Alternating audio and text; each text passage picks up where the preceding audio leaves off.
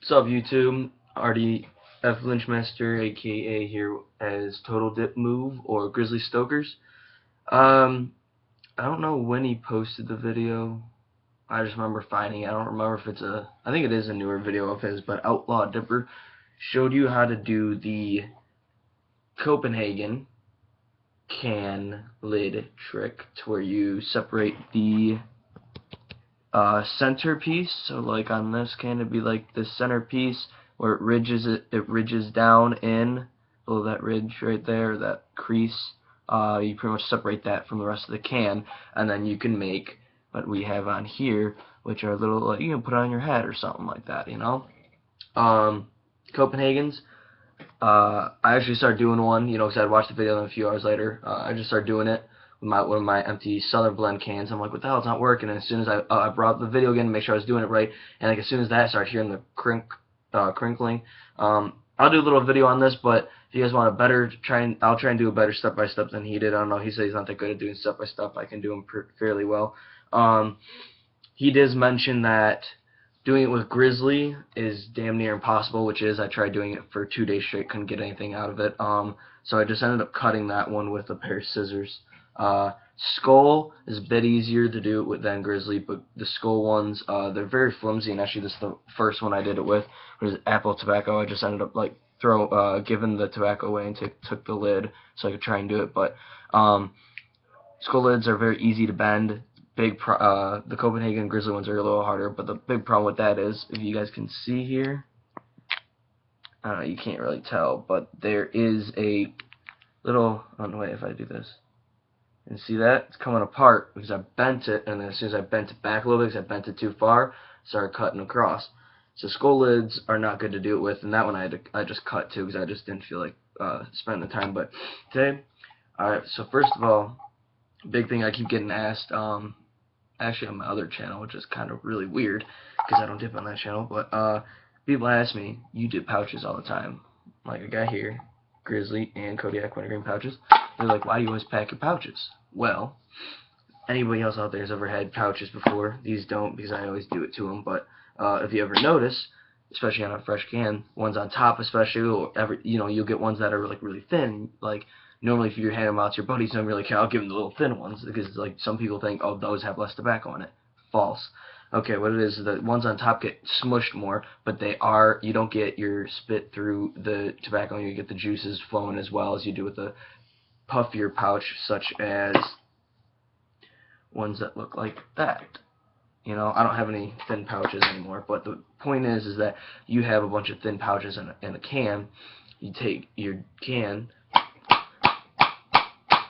pack it a little bit, or do a side pack, whatever. I always do both anyway. Then you take it, and you go like that. It should puff them up to be bigger. You'll get your spit through them, you get a nicer dip. But anyway, instructional video. I'm going to attempt to do it with a Grizzly can. I probably won't be able to do it, but the long cut cans, the lids are harder than the pouches, so that's what I'm hoping that I'll be able to do with the pouches. But yeah, well, let's get started. Well, rule number one, like Outlaw says in his video, go and check his video out too, by all means. But first you gotta do, of course, you gotta pack it. So today, I just found that I had one Grizzly pouch left, so I'll be doing a Grizzly, and I'll be doing a Kodiak. Grizzly right there. Kodiak right here. Alright, now I'll be doing it with the Grizzly can. Tried doing it with Grizzly cans at my friend's house a couple days ago, and it did not work. Shit, I didn't get no bottles. I'll just use empty. Wait. Goose Island Chicago style root beer. Get some. This shit's the best. You find it at Costco. It used to be the official root beer of Hamlin Pubs, if anybody you know has any of those by them. And then I think they went off the market for a little while, and then they came back out, and they used to sell at Costco back then too. And then they came back out with them, and Costco picked them back up. But I think I'm pretty sure Hamlin Pubs still A&W. I haven't been back there in a while. But anyway, first thing you do, take your can. Now I will suggest do it with Copenhagen. It works really easily.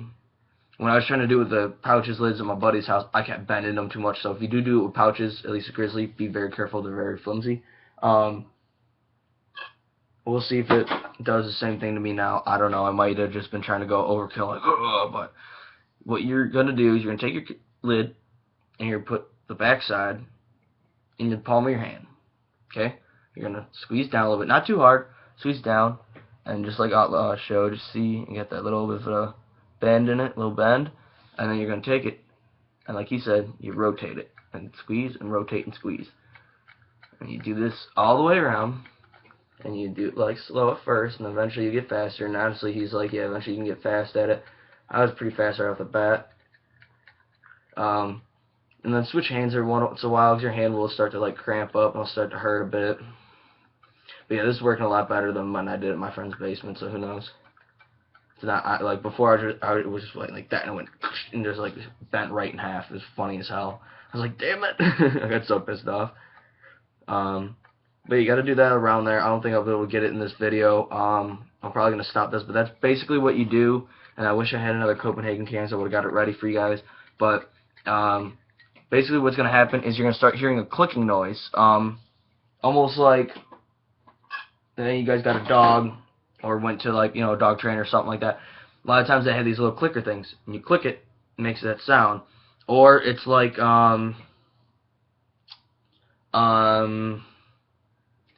the top of like a Snapple or Everfresh or like a juice bottle when it's still I don't remember if it's before or after you crack the seal. Either way, but when the cap is on, you can push down on top of the cap and makes that little click noise. You'll hear something like that each time you squeeze, or when you squeeze down certain areas. When you do that, you're getting close.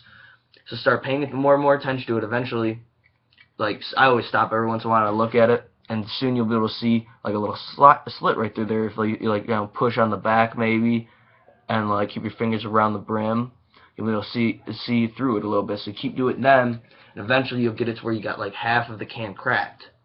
Once you get about half, I still go a little bit ways. When I did the Copenhagen one, actually, it went up and along here was cracked, and then up and along down along here was cracked, and I had two spots on the sides that weren't cracked. So I kept doing it until one of those sides broke off, and then I just pulled it out. But be very careful because it can splinter, and you can cut yourself.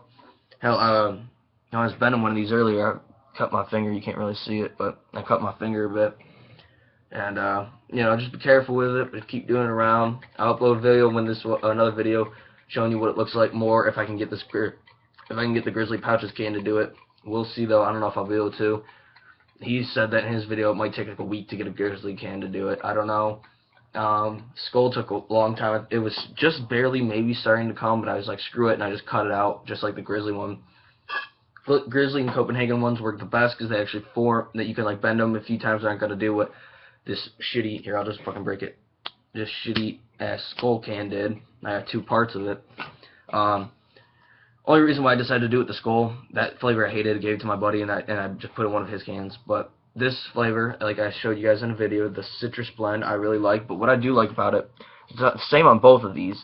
The little bubbles that are around there, it's like green with black dots all over. I think that kind of look cool, but I'm probably never going to do it with a Skull can again.